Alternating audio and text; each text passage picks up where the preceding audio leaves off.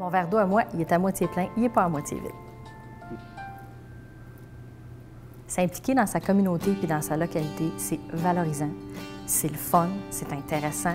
Il faut être patient parce qu'on ne voit pas les impacts à court terme, donc il faut persévérer. Mais à un moment donné, on va les voir, les impacts, puis on va être fiers, puis on va voir que la place des femmes en politique fait vraiment toute une différence. Les femmes en politique, bien, premièrement, on n'a pas le même genre de leadership, ça c'est sûr. Ça bouleverse un petit peu des Old Boys Club, si je peux me permettre l'anglicisme, parce qu'on arrive avec une différente façon de gérer le pouvoir, puis de gérer... Et on est porteur souvent des valeurs familiales bien différentes. Donc ça amène le dialogue à un autre niveau. Il n'y a pas si longtemps, c'était que des hommes retraités autour de la table, dans nos municipalités au Québec. Puis les décisions, donc, ne ressemblaient pas ni aux jeunes, ni aux familles, ni aux femmes.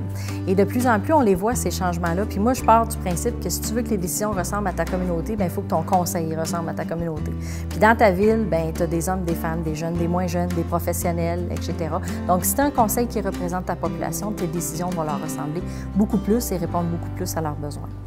Il y a encore des mécanismes comme des réunions sur l'heure du souper pendant la période des bains et des devoirs.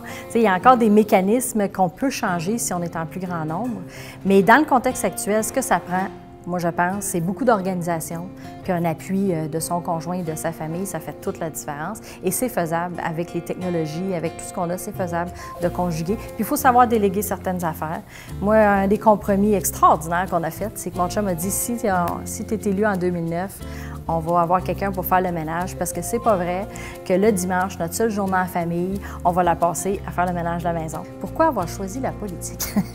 Parce que c'est là que les décisions se prennent. J'ai été longtemps dans l'autre côté de la salle, à contester, à militer. Écoute, je viens du communautaire, j'ai déjà envahi des bureaux du gouvernement pour militer. C'est vrai que tu as une certaine influence, mais si tu veux vraiment que la communauté te ressemble, il faut que tu sois là où les décisions se prennent. C'est vraiment ça. La politique municipale, c'est le palier de gouvernement le plus près du citoyen. Et c'est pour ça que je préfère la politique municipale au lieu des autres paliers, pour le moment du moins, parce que tes décisions ont vraiment un impact direct sur le quotidien des citoyens. Je me considère comme un agent de changement. Fait que ce qui me nourrit vraiment au quotidien, c'est de sentir que ce que je suis en train de faire est en train de faire une différence. J'en soutiens beaucoup de projets qui ont un impact chez les femmes. Ça a été mon cheval de bataille pendant plusieurs années. Je suis membre fondatrice du Centre des femmes Manfred-Magog, ici, à Magog. Je suis membre fondatrice de Ma place en politique au niveau de l'Estrie, qui stimule justement la participation des femmes.